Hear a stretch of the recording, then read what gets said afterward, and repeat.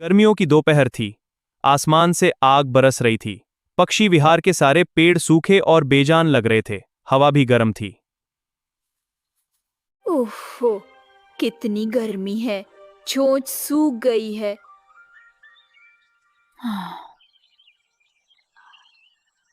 हाँ मिट्टू भैया, आज तो सांस भी नहीं ले पा रही हूँ। लेकिन रानी चिड़िया के आंगन में कुछ जादुई हो रहा था। रानी चिड़िया ने एक चमकता हुआ जादुई बीज निकाला। ओ जादुई बीज, ठंडक का वरदान बन जा, तपती इस दुनिया में सुकून भरा मकान बन जा। जैसे ही उसकी आवाज खत्म हुई, जमीन कांपी और एक विशाल तरबूज घर जमीन से बाहर निकल आया। तरबूज घर इतना बड़ा था कि पूरे पक्षी विहार के 10 परिवार आराम से रह सकते थे। खुल जा। वाह, कितना सुंदर। तरबूज का एक हिस्सा दरवाजे की तरह खुल गया। हे भगवान रानी, ये तो किसी महल से कम नहीं है। क्या ये दीवारें सच में महक रही हैं? हाँ मीठी, ये लाल दीवारें न सिर्फ खुशबू देती हैं बल्कि घर को ठंडा भी रखती हैं। वाह, कितना अच्छा। घर आ गई, अंदर चलती हूँ।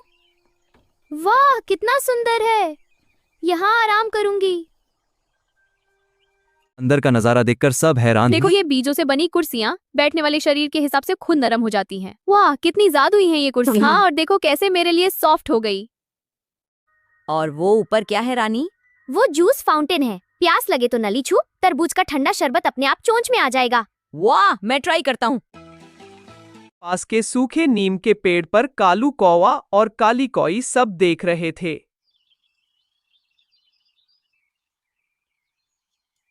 काली, देख रही हो?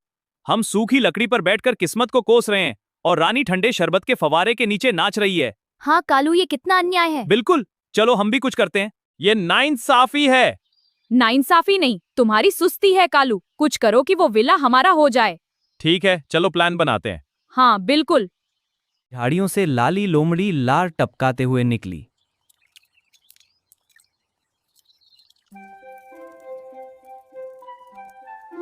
हाँ कालू भाई, क्या महल है, लेकिन तुम तो परिंदे हो। इस महल का असली आनंद तो मुझे मिलना चाहिए। अगर तुम रानी को भगा दो तो आधा हिस्सा तुम्हारा, आधी सुविधाएं मेरी। लेकिन भगाएंगे कैसे? काली, डर का व्यापार करो। कह दो जंगल में आग लग गई है, सब डर जाएंगे और हम मजा लेंगे। हाँ, यही करो। कालू कौवा रानी चिड़िया के दरवाजे पर उतरा। हाय रे, मैं बहुत थक गया हूँ। उसने झूठे आंसू भरे और हांफने का नाटक किया। मदद करो रानी चिड़िया, मुझे अंदर आने दो। रानी, गजब हो गया, अनर्थ हो गया। क्या हुआ कालू? जल्दी चलो, बताता हूँ। हाँ चलो।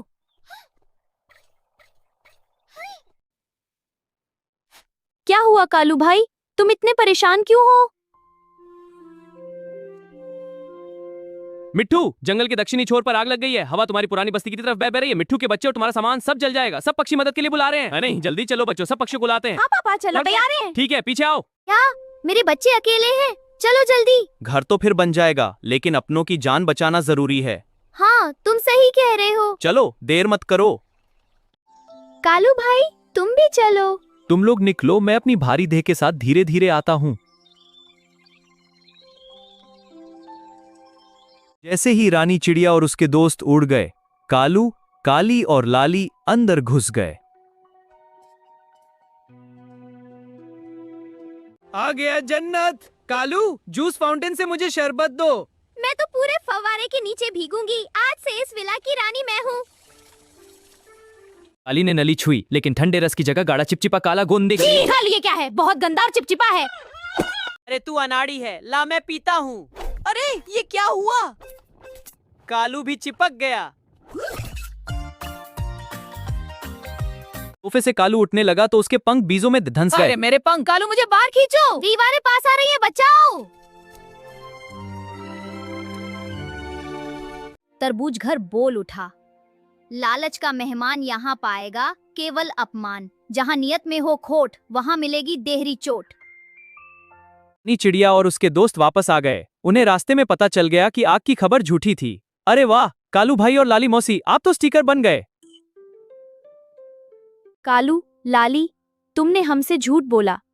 मैंने तुम्हें दोस्त समझा था, और तुमने मेरे बच्चों की जान का डर दिखाकर मेरा घर हथियाना चाहा। रानी बेटी माफ कर दो, मेरी पूंछ इस गोंद में फंस गई है। मैं कसम खाती हूँ अब किसी के घर पर नजर नहीं डालूंगी, बस मुझे बाहर निकाल दो। हाँ हम बदल गए हैं, बस निकाल दो। हाँ मदद करो। प्यारे विला, इन्हें छोड़ दो, इनके लालच का दंड इन्हें मिल चुका है। एक जोरदार झटके के साथ विला ने तीनों को बाहर फेंक दिया। उनके शरीर पर चिपचिपा गोंद और धूल लगी हुई थी। कालू भाई, जादू केवल उसी का साथ देता है जो मेहनत करता है। तुमने मेरी जादुई विला को देखा, लेकिन यह नहीं देखा कि इस बीज को उगाने के लिए मैंने कितनी रातें जागकर जमीन खोदी थी। रानी, मुझे समझ आ गया। मेहनत से बना छोटा घोंसला चोरी के महल से लाख गुना बेहतर होता है। अब मैं कभी शॉर्टकट नहीं अपनाऊंगा। ठीक है, अब रोना बंद करो। हम सब मिलकर तुम्हारे लिए एक नया घोंसला बनाएंगे। स्निफल स्निफल। हाँ, हम सब तुम्हारे साथ हैं। हाँ बिल्कुल। चलो हम सब मिलकर मेरा नया घर बनाते हैं। हाँ कालू, हम सब मदद करेंगे। मैं लकड़ियाँ लाता हूँ। ये लो एक लकड़ी। वाह कालू, तुम्हारा घर बन गया। हुर्रे, नया घर। रानी, क्या हम कालू की मदद करेंगे? जरूर, लेकिन कालू को खुद मेहनत करनी पड़ेगी। शाम को पूरा जंगल खुश था। आज से हर शाम मैं सबके लिए शरबत पार्टी रखूंगी। कालू अब चोर नहीं, मेहनती पड़ोसी बनकर आता था। रानी शुक्रिया, अब मैं समझ गया हूँ। बहुत अच्छे कालू। मैं अब हमेशा मेहनती पड़ोसी बनकर रहूंगा। हाँ, हम सब खुश रहेंगे। जादू तो मेहनत का ही साथी है। सूरज ढल रहा था, सब पक्षी शरबत पी रहे थे और हंस रहे थे। शाम पूरा जंगल गवाह बना कि मेहनत और ईमानदारी से बनी झोपड़ी बेईमानी के महल से कहीं ज्यादा सुकून देती है। अब हम सब मिलकर खुश रहेंगे। रानी चिड़िया ने रात रात भर मेहनत करके जादुई बीज बोया। उसी मेहनत की वजह से उसे तरबूज विला मिला, जबकि कालू, काली और लाली ने मेहनत की। हाँ, हमने भी मेहनत की और सबको तरबूज विला मिला। ये लाल सेब कितना सुंदर है, मैं इसे ले लूं। हाँ, अब ये मेरा है। रुको, तुमने चोरी की है और झूठ बोला। लेकिन मुझे तो सजा मिली। हाँ, क्योंकि बिना मेहनत के कोई भी सुख स्थायी नहीं होता। मैं समझ गया, अब हमेशा मेहनत करूँ। वाह, शहद का छत्ता मैं ले लूंगा। अरे, ये चिपचिपा गोंद फंस गया। देखा, लालच का नतीजा। अब शर्मिंदा हो। हाँ, लालच बुरी बला है। अब समझे, मेहनत करो न कि लालच। मेरी जामुने तुमने क्यों ली? हमें माफ कर दो रानी, हम भूखे थे। ठीक है, मैं तुम्हें माफ करती हूँ। आओ, मैं तुम्हारी मदद करती हूँ। धन्यवाद रानी। गलती करने वाले को सबक सिखाना जरूरी है, लेकिन बदला लेना सही नहीं। मेहनत से भागने वाला सुख से भी भाग जाता है। ईमानदारी की झोपड़ी बेईमानी के महल से कहीं ज्यादा ठंडक और सुकून देती है। बहुत पुरानी बात है। एक सुंदर और हरा भरा जंगल था। जंगल के एक कोने में रानी चिड़िया का एक छोटा सा खेत था। इस बार उसने अपने खेत में लाल लाल स्ट्रॉबेरी उगाई थी। आज फसल पक गई है। कल सुबह इन्हें तोड़कर बाजार ले जाऊंगी तो सर्दियों के लिए दाने का इंतजाम हो जाएगा। पास ही के एक ऊंचे सूखे पेड़ पर भुल्ला चील रहता था। उसकी नजर हमेशा रानी चिड़िया की लहलहाती फसल पर रहती थी। भुल्ला चील बहुत लालची और ईर्ष्यालु था। देख तो इस नन्ही सी चिड़िया को, इतना बड़ा और आलीशान स्ट्रॉबेरी का खेत, और मैं इतना ताकतवर चील होकर भी खाली हाथ। यह सब मेरा होना चाहिए था। नहीं, ये क्या हो गया?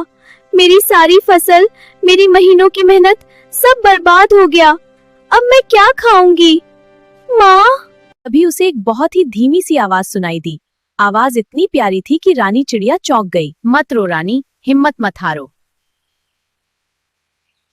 रानी चिड़िया ने देखा कि जमीन के एक कोने में मिट्टी के अंदर दबी हुई एक छोटी सी स्ट्रॉबेरी चमक रही थी। तुम बोल रही हो? हाँ रानी, मैं तुम्हारी मेहनत की गवाह हूँ। उस दुष्ट भुल्ला ने सब चुरा लिया, लेकिन वो मेरा जादुई बीज नहीं देख पाया। ये लो, इसे अभी इसी वक्त बो दो। रानी चिड़िया ने कांपते हाथों से वो सुनहरा बीज मिट्टी में दबाया और पानी छिड़का। देखते ही देखते जमीन हिलने लगी। मिट्टी से एक विशालकाय पौधा निकला और कुछ ही सेकंड में वहां एक विशाल स्ट्रॉबेरी के आकार का घर बन गया। उस घर की दीवारें मखमली लाल थीं और खिड़कियों से मीठी खुशबू आ रही थी। हे भगवान, यह तो जादुई है। इतना सुंदर घर। पूरे खेत में ऐसी स्ट्रॉबेरी उगाई जो हीरो की तरह चमक रही थी। इतनी स्ट्रॉबेरी, यह तो कमाल हो गया। तभी भुल्ला चील वहाँ आ पहुँचा। वो अपनी चोरी की स्ट्रॉबेरी खाकर बीमार पड़ गया था, क्योंकि चोरी कर यहाँ इतना बड़ा घर कैसे खड़ा हो गया? और ये स्ट्रॉबेरी, ये तो चमक रही है। भुल्ला, ये सब मुझे दे दो वरना। रानी, ये सब मेरा होना चाहिए था। क्या बकवास है ये मेरा है। नहीं, ये मेरा हक है, हम देख लेंगे। रानी, जो दूसरों का हक छीनता है उसे कुदरत कभी फल नहीं देती। तुम्हारी ईर्ष्या ने तुम्हें बीमार कर दिया और रानी की मेहनत ने उसे ये महल दिया है। पुल के मारे पीछे हट गया। रानी चिड़िया ने उन जादुई स्ट्रॉबेरी को जंगल के बाजार में बेचना शुरू किया। वाह रानी, ऐसी मीठी स्ट्रॉबेरी तो मैंने आज तक नहीं खाई। ये लो, इसके बदले सोने के सिक्के। रानी, हमें भी यह जादुई फल चाहिए। देखते ही देखते रानी चिड़िया पूरे जंगल की सबसे अमीर और सम्मानित चिड़िया बन गई। लेकिन रानी चिड़िया ने अपना घमंड नहीं बढ़ाया और उसने हमें खेत की रखवाली का काम दिया ताकि वह मेहनत करना सीख सके। कोई बात नहीं भुल्ला भाई, अब मिलकर इस जादुई बगीचे का ख्याल रखेंगे। मुझे माफ कर दो रानी, मैंने समझा था कि ताकत से सब हासिल किया जा सकता है। पर आज समझ आया। रानी चिड़िया के जादुई स्ट्रॉबेरी हाउस की चर्चा अब 7 समंदर पार तक पहुंच चुकी थी। अब मैं रानी का सबसे वफादार सेनापति बन गया हूँ।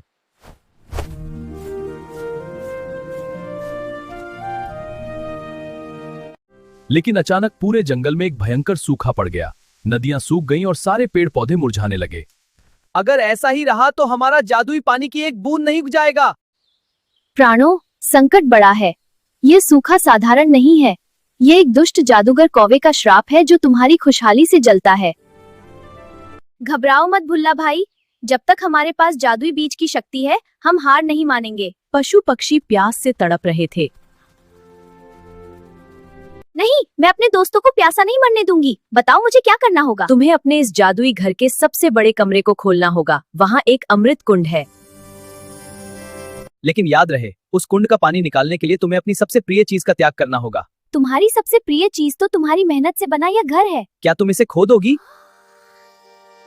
अगर मेरे घर के रहने से सब प्यासे मर जाएं तो ऐसे घर का क्या फायदा। घबराओ मत रानी, सब पक्षियों को बुला लाओ। आज रानी का घर सबके काम आएगा। रानी चिड़िया ने जैसे ही जादुई कमरे का दरवाजा खोला, पूरा घर कांपने लगा। मूर्ख चिड़िया, अपना घर नष्ट मत करो। मुझे यह घर दे दो, मैं सबको पानी दे दूंगा।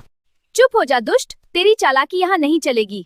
रानी, तुम डरो मत, मैं इस कौवे को देख लूंगा। हाँ, मुझे कौन रोक सकता है। अरे रुको, भाग मत। हाँ, पकड़ो इसे। रानी चिड़िया ने जैसे ही कुंड को छुआ, उसका सुंदर स्ट्रॉबेरी हाउस धीरे धीरे पिघलने लगा। वो घर अब एक विशाल मीठे स्ट्रॉबेरी के रस के झरने में बदल गया। ऐसे ही सबने वह जादुई रस पिया, सबकी प्यास बुझ गई। और ताज्जुब की बात यह थी कि जहाँ जहाँ वो रस गिरा वहाँ दोबारा हरियाली छा गई। सूखा खत्म हो गया। घर तो चला गया पर सब खुश हैं। तभी आसमान से फूलों की वर्षा हुई। रानी चिड़िया के त्याग को देखकर जादुई बीज ने फिर से चमत्कार किया। धरती फटी और पहले से भी भाव गया। देखा दोस्तों, यह है हमारी रानी। उस दिन के बाद रानी और भुल्ला ने मिलकर जंगल में एक मुफ्त पाठशाला और अमृत प्याऊ खोला। अब रानी सिर्फ एक किसान नहीं बल्कि जंगल की रक्षक और रानी बन चुकी थी। भुल्ला चील अब उस घर से नई फसल बोनी है। जरूर भुल्ला, और इस बार स्ट्रॉबेरी के साथ साथ जादुई आम भी उगाएंगे। इस कहानी से हमें सीख मिलती है कि त्याग और परोपकार से बड़ी कोई शक्ति नहीं होती। जब हम दूसरों का भला सोचते हैं तो ईश्वर सब कुछ न्योछावर करता है, कुदरत उसे 2 गुना वापस देती है। रानी चिड़िया अब अपने जादुई स्ट्रॉबेरी महल में खुशी खुशी रहती थी। पूरा जंगल उसकी मेहनत और दया से प्रभावित था। रानी चिड़िया हमारी रानी है, उसकी दया ने जंगल को बचाया। भुल्ला चील अब पूरी तरह बदल चुका था। वो रानी चिड़िया की मदद में सबसे आगे रहा। रानी, अब मैं कभी लालच नहीं करूंगा, तुमने मुझे सच्चा रास्ता दिखाया। रानी चिड़िया अब जंगल की सबसे सम्मानित चिड़िया थी। सब उसे प्यार बच्चों, त्याग और परोपकार से बड़ी कोई शक्ति नहीं होती। सब उसे प्यार और सम्मान देते थे। इस तरह रानी चिड़िया की कहानी याद रखना बच्चों, त्याग और परोपकार से बड़ी कोई शक्ति नहीं होती। जब हम नेक नियत और मेहनत से जीवन हमेशा खुशहाल रहता है।